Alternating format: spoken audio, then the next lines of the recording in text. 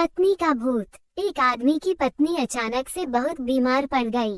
मरने से पहले उसने अपने पति से कहा, मैं तुम्हें बहुत प्यार करती हूँ, तुम्हें छोड़कर नहीं जाना चाहती। मैं नहीं चाहती कि मेरे जाने के बाद तुम मुझे भुला दो और किसी दूसरी औरत से शादी करो। वादा करो कि मेरे मरने के बाद तुम किसी और से प्रेम नहीं करोगे, वरना मेरी आत्मा तुम्हें चैन से जीने नहीं देगी।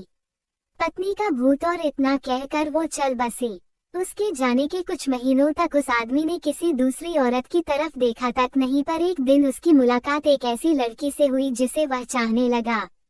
बात बढ़ते बढ़ते शादी तक आ गई और उनकी शादी हो गई।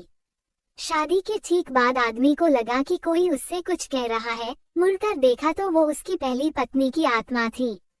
आत्मा बोली, तुमने अपना वादा तोड़ा है, अब मैं हर रोज तुम्हें परेशान करने आऊंगी। और इतना कहकर वो गायब हो गई। आदमी घबरा गया, उसे रात भर नींद नहीं आई। अगले दिन भी रात को उसे वही आवाज सुनाई दी, मैं तुम्हें चैन से नहीं जीने दूंगी। मैं जानती हूँ कि आज तुमने अपनी नई पत्नी से क्या क्या बातें की। और उसने आदमी को अक्षरश एक एक बात बता दी।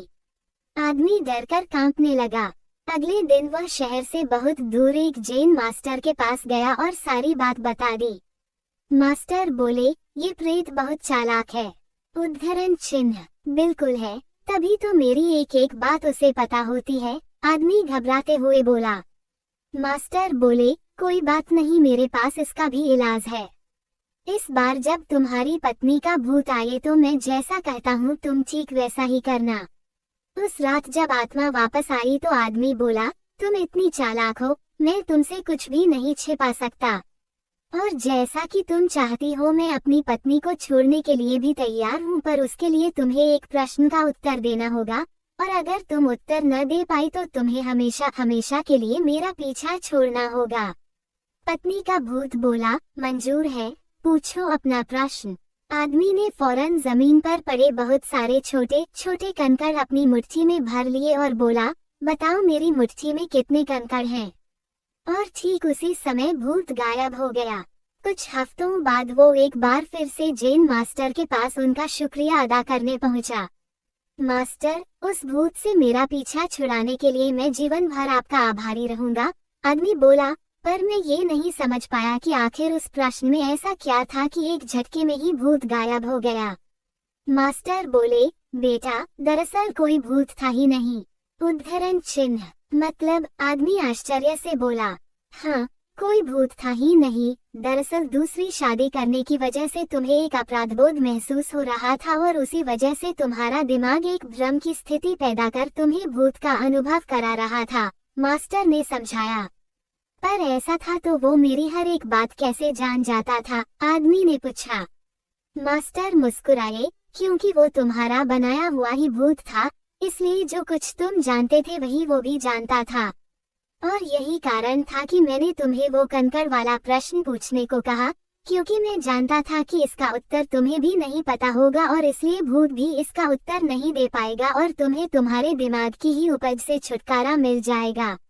उद्धरण चिन्ह। आदमी अब पूरी बात समझ चुका था। उसने एक बार फिर मास्टर को धन्यवाद किया और अपने घर लौट गया। कई बार हमारे मन में भी किसी पुरानी बात को लेकर एक गिल्ट फीलिंग रह जाती है। कहानी में भूत का आना उसी तरह की फीलिंग का एक एक्सट्रीम फॉर्म है। पर अधिकतर मामलों में हम किसी पुरानी घटना को याद कर अफसोस करते हैं और कभी कभार खुद पर क्रोधित भी हो जाते हैं। ऐसा बार बार करना गलत है। अपने भूत की वजह से अपने भविष्य और वर्तमान को बिगाड़ने में कोई समझदारी नहीं है। इसलिए अगर आप भी किसी पुरानी घटना की वजह से अपराधबोध महसूस करते हैं तो ऐसा ना करें। गलतियां करना मनुष्य का स्वभाव है, सभी करते हैं, आपसे भी हुई तो कोई बात नहीं। उस घटना को पीछे छोड़ें और अपने जीवन को सार्थक बनाने की दिशा में काम करें। पर क्या भूत सच में होते हैं? यह एक ऐसी बहस है जो सदियों से चली आ रही है। जहां करोड़ों लोग मानते हैं कि भूत सच में होते हैं, वहीं बहुत से लोग ऐसे भी हैं जो भूत या आत्माओं के अस्तित्व को लेकर सहमत नहीं हैं। खैर, जो भी हो, अक्सर हमें भूतों से जुड़ी कुछ घटनाओं का जिक्र सुनने को